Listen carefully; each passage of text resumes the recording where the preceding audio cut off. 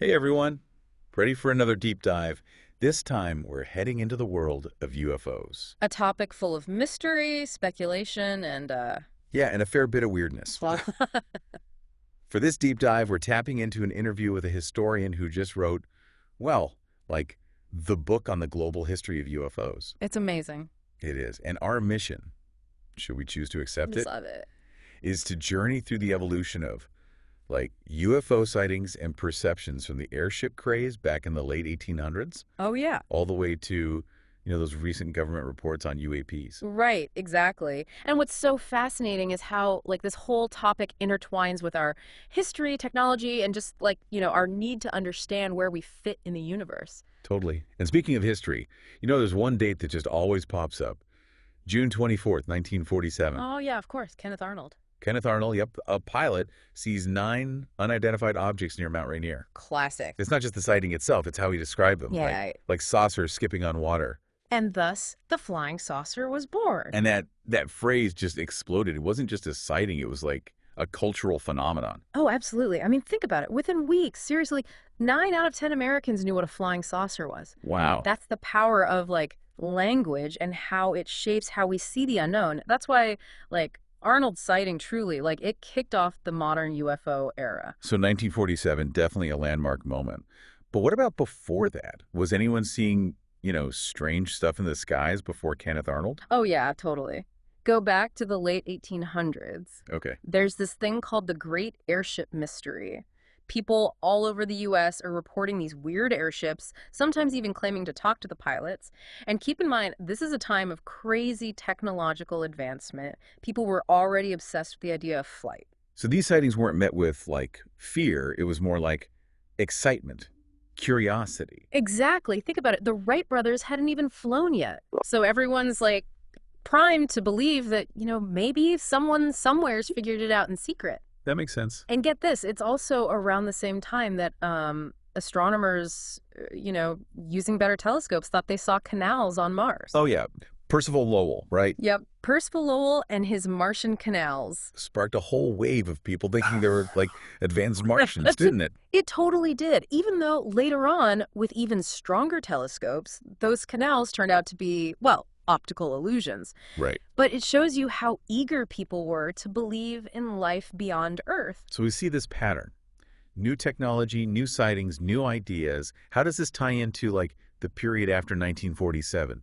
With jets, the Cold War, all that. Well, think about it. With jets flying higher and faster, you're bound to see more unusual stuff up there, right? But then you add the Cold War into the mix, suddenly any unexplained thing in the sky could be the enemy, they've got some tech we don't. Makes sense. So it wasn't just curiosity anymore. It was like national security. Exactly. A UFO sighting could be a tech marvel, a weapon, maybe even a psychological weapon. So basically, the UFO phenomenon reflects these anxieties, but also the wonder of human progress. Exactly. We went from airships to jets in a blink of an eye. Who knew what was next?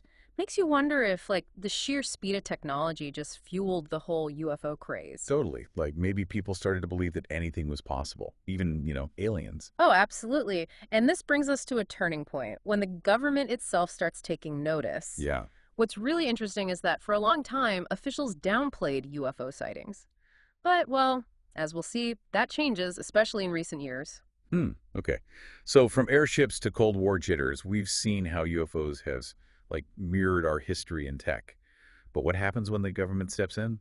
That's where we'll pick up next time. Welcome back to our deep dive, to picking up where we left off last time with the government starting to take notice of UFOs. Yeah, and when the government gets involved, things definitely get interesting. Oh, for sure. What really changed the game were those Pentagon videos that got released in 2017. Oh, yeah. Especially the one with the nickname, the Tic Tac. Right. I mean, highly trained Navy pilots Yeah. tracking these objects that just, defied physics. It was a big deal. It was a huge deal. Yeah, what's really striking is you have these pilots, their whole job is to identify anything in the airspace. Right. And they're seeing something totally inexplicable. Yeah. They described this white oblong object moving erratically, hovering, then suddenly accelerating at unbelievable speeds. And it wasn't just one pilot, right? Right. Multiple pilots. Exactly. Multiple pilots with, sophisticated radar systems on their jets all backing up the story. It wasn't just some grainy photo or shaky video. It was like multiple credible witnesses. Right. And that's really important because it forced a change in how the government addressed the issue. Yeah. For decades there was this tendency to just like downplay or dismiss UFO sightings. Right. But with these really credible reports coming out, they had to take a more serious look. You can't ignore Navy pilots when they're saying they saw something we don't understand. Right. So what did the government do? So in 2020, the Pentagon, they released a report on what they're now calling UAPs. UAPs. Unidentified aerial phenomena. Okay. That shift in terminology is interesting, isn't it? It's like moving away from that pop culture, the baggage of the term UFO, Yeah. signaling a more scientific approach. So the government's acknowledging that, there are things in our skies Yeah. that we can't explain. Mm-hmm. That must have been a big moment for the people who've been researching this for years. Oh, it was huge, like a watershed moment. Okay. This report wasn't just like a quick summary or something. Yeah. This was like a multi-agency effort Wow. involving the intelligence community, Yeah. and they acknowledged that there were numerous unexplained sightings, Oh. which, it really legitimized the topic. So what did they conclude? Did they say anything about where these UAPs might be coming from? Well, that's the thing. They didn't. Oh, really? And that's what keeps this whole topic so fascinating. Okay. The report, it acknowledges the reality of UAPs, but it doesn't give us any concrete answers. Oh, so they're like opening the door a crack but not letting us all the way in. Exactly. Makes you wonder what the government really knows about these events. Well, the report did stress the need for more data and analysis. They Yeah. really emphasized the importance of relying on instrument data, like radar readings, Right. rather than just eyewitness accounts. I see. So while the pilot testimonies are compelling, they want like hard evidence. Yeah, hard evidence. Measurable data to really figure this out. Right. Okay. But I think what this shift in government stance really shows is that we've moved beyond just dismissing these sightings as hoaxes or misidentifications. Right. It's a more nuanced conversation now, acknowledging that, there are limitations to what we know. Yeah. Okay. So the government's slowly opening up, but there's still a lot of mystery surrounding what they know. Yeah. Like, we're in this gray area where we have confirmation that, like, there are things we don't understand, Yeah. but we don't have definitive answers. Right. It's interesting. And that's why the UFO phenomenon is so compelling, even outside of these official reports and investigations, Yeah. because it's also about the countless individual encounters that people have recorded over the years. Yeah. Stories passed down through generations, glimpses of something extraordinary that really makes people question everything. And those personal accounts, the ones where people, claim to have had close encounters, those are often the most intriguing, aren't they? Oh, absolutely. Because they tap into that human desire to understand the unknown, those Yeah. experiences that defy easy explanation. Absolutely. And I think there's a real value in exploring those individual stories, Okay. those human experiences of the unknown, because they often like challenge our perceptions and Yeah. expand our sense of what's possible, It's like they're reminding us that reality can be a lot stranger, a lot more wondrous than we often imagine. Yeah. Speaking of wondrous and strange, There we go. Roswell. Roswell. What happened in 1947 there? It's almost legendary. It's become like the archetype. It's the story that never seems to fade, does it? It doesn't. It's fascinating how something that happened over 75 years ago can still capture the imagination. Yeah. But beyond, all the hype and the pop culture, there is a real event at the heart of it, right? Absolutely. In July of 1947, something crashed on a ranch in New Mexico. Right. And what that something was. Yeah, that's the big question. That's where the debate begins. Yeah. Initially, the military said it was a flying disc. Right, which obviously fueled speculation. Of course. Yeah. And then they quickly backtracked, said it was just a weather balloon. But that didn't really convince everyone. Right. I mean, there were rumors about, like, strange debris, Yeah. even stories of alien bodies being recovered. Right. And those rumors, they just persisted for decades, Mm-hmm. fueled by eyewitness accounts and people claiming to have inside knowledge. All right. Right. And government changing their story just added to the whole mystery. It did. I think what makes Roswell so compelling is that it happened at like a really specific moment in history. Yeah. The world was just coming out of World War II. Mm-hmm. The Cold War was starting to heat up. Right. And those anxieties about advanced technology, both earthly and potentially extraterrestrial, were high. Absolutely. It's like Roswell became a symbol of the anxieties and possibilities of that era. Yeah, yeah. A blank canvas for people to project their hopes and fears about the unknown. And it really solidified that link between UFOs and aliens, didn't it? It did. Whether or not you believe what happened at Roswell, Right. there's no denying its impact on our culture. Okay, so we've seen how the government's response to UFOs has, evolved, and we've seen how cases like Roswell shaped how we understand it. Right. But what about the people who have been, really diligently researching this, Oh, often without any recognition? mm-hmm. The world of citizen science. The unsung heroes of UFO research. Right. Long before the government started taking UAPs seriously, it was these dedicated individuals driven by pure curiosity Yeah. who were out there collecting data, investigating sightings, trying to make sense of it all.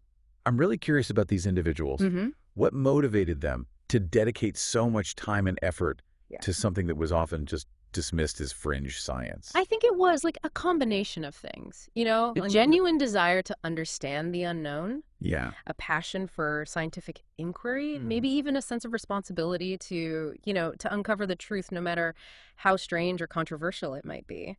Yeah, they were pioneers in a way. Like paving the way for the more, open-minded approach to UFO research that we're starting to see today. Exactly. They developed methods for documenting sightings, Yeah, okay. analyzing data, Yeah. separating real anomalies from misidentifications or hoaxes. Right. So they were the original debunkers. Yeah. But also open to the possibility that maybe there was something truly extraordinary out there. Right. Walking that tightrope Yeah. between skepticism and open-mindedness. Right. Always questioning, always looking for evidence, but Yeah. also willing to entertain that possibility of the unknown. What are some examples of what they were doing? Well, one of the most well-known organizations is MUFON, MUFO. the Mutual UFO Network. Okay. It was founded way back in 1969, Wow. and it has this vast network of volunteers trained in investigation techniques. Really? Yeah, who go out, interview witnesses, collect evidence, try to figure out what happened. Like a real-life X-Files team. Right. Yeah. Pretty cool. What kind of impact has their work had? Well, their database of sightings, it's incredibly valuable. Right. It's this huge repository of information for researchers and anyone interested in studying, patterns, Yeah. trends in UFO reports. Okay. It's citizen science in action, a testament to the power of collective effort and, shared curiosity. It's really amazing that these individuals, without official funding, without recognition, contributed so much to our understanding. It is. It really speaks to that human desire Yeah. to know, to understand, doesn't it? It does. And it's not just MUFON. Right. There are so many other groups and individuals around the world dedicated to UFO research. Yeah. They have conferences, they publish journals, Yeah. they share their findings online. It's this really vibrant community, constantly evolving as new technologies and methodologies emerge. Okay, so the landscape of UFO research is definitely changing. We've gone from government secrecy and skepticism Yeah. to a more open approach, Yeah. helped by all these citizen scientists. And yet, we're still left with that one big question. Are we alone? The big one? Oh, that's what we'll pick up next time, when we'll explore the potential reasons why these unexplained phenomena might be visiting our planet. Welcome back. Back for more. We've been on quite a journey, Yeah. from mysterious airships to, the government's evolving views on UAPs. Right. But now we face the biggest question of all. Yeah. Why? Why are they here? The ultimate mystery. If these objects are extraterrestrial, Mm-hmm. why are they visiting Earth? It's the question, right? What is? It's captivated us for as long as we've, looked up at the stars. Exactly. And we still don't have, solid answers. No. But there's a lot we can learn by just, exploring the possibilities. Oh, right? absolutely. So let's put on our speculation hats for a minute I love it. and consider some of the most common theories about why aliens might be visiting. Okay, let's do it. Okay, so one that I've always found interesting is that they're just explorers, driven by the same, curiosity that drives us to explore space. Like cosmic anthropologists. Yeah, Yeah, like studying different cultures and civilizations. Observing us from afar, collecting data, Okay. trying to understand our behavior, our technology, our art. Like a cosmic National Geographic, Exactly. documenting the diversity of life across the universe. It's mind-blowing when you think about it. It makes us feel pretty small, but it's also exciting, right? Oh, for sure. That we might be interesting enough for them to come check us out. Right. Maybe we're the fascinating ones. Maybe we are. Another possibility is resources, you know? Resources. Earth is full of resources that Yes. could be scarce in other parts of the universe. Like what? Water, Okay. minerals, certain biological materials. So they could be like replenishing their own supplies. Yeah, like a cosmic gold rush. Right, but instead of gold, it's water or something. Exactly. But that raises some ethical questions, doesn't it? It does. Like, if they are taking things, are they doing it sustainably? Right. Are they disrupting our planet? It's a reminder that contact, it might not be all friendly. Oh, absolutely. There could be challenges, conflicts. It's not just a handshake and sharing knowledge. Right, not that simple. No. Which leads us to another theory, one that's popular in sci-fi, Oh, yeah. conquest. Or colonization. Right, the classic alien invasion. Right. But you have to wonder, if they can travel between stars, Mm-hmm. wouldn't they have figured out better ways than brute force? That's a good point. Right. Maybe their methods are more subtle, Okay. more strategic, Okay. using advanced tech, manipulating our systems in ways we don't even understand. Like a cosmic game of chess. Exactly. We're the pawns. Maybe. Kind of scary, but also makes you think we need to be ready. We do. Not just with weapons, but like intellectually, ethically. Yeah, being prepared on all levels. And then there are the more spiritual theories. Oh. Some people think they're here to guide us. To help us evolve. Yeah, like share their wisdom, their knowledge. Cosmic mentors. Yeah, pushing us toward a higher consciousness. It's a beautiful idea, It resonates with a lot of people who see a connection between UFOs and like spiritual experiences. It does, but it's also very difficult to, prove or disprove. Right. It goes beyond what we can measure scientifically. Exactly. So we've got explorers, resource seekers, potential conquerors, even spiritual guides. It's quite a range. It is, and it really highlights how much we don't know. The unknown is what drives us, though, right? It is. It's the fuel for our curiosity. Pushes us to explore, to question. And this has been quite a journey. It has. We've covered history, science, culture, personal stories, even speculation. A whole spectrum. But one thing's for sure, the UFO phenomenon, it's more than just lights in the sky. It's a reflection of us, isn't it? It is. Our desire to understand the universe. Yeah. Our place in it. To connect with something bigger. To explore the mysteries out there. It's a reminder that the universe is vast and wondrous. And full of possibilities. And as we wrap up, I want to leave you with a challenge. A challenge. Yeah. Don't just take our word for it. Right. Go out there and do your own research. Explore. Explore, read, form your own conclusions. Question everything. Yeah. Look at the evidence. Keep an open mind. The truth, whatever it is, It's out there. It is. waiting to be discovered. So keep looking up, keep questioning, and never stop exploring the unknown.